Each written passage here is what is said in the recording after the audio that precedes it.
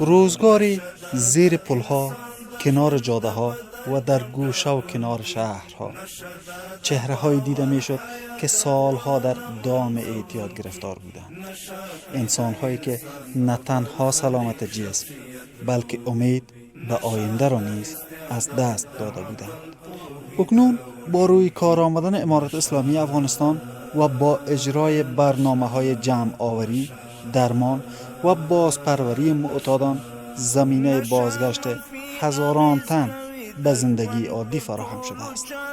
شماری از افرادی که روزی در شرایط دشوار جسمی و روحی روزگار می‌گذراندند، پس از سپری کردن دوره‌های درمان، مهارت‌های حرفه‌ای آموختند و وارد بازار کار شدند و بار دیگر به آغوش خانواده و جامعه خود بازگشتند. نشدا د هر قشر د تبرزونو خړون کی نشا کړی د انسان په برخلیک شخصیت لوبي نشا د استعداد د عقل په د وجود کی نشا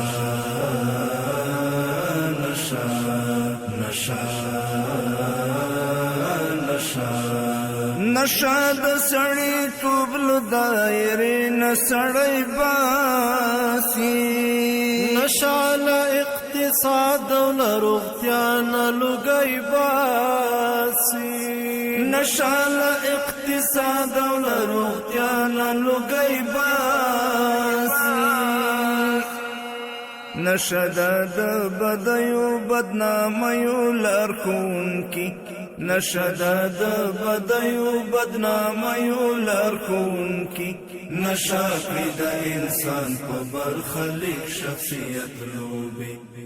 از دستانی که روزی اسیر اعتیاد بود، امروز دست‌های ساخته شده است که ابزار کار را در دست گرفتند.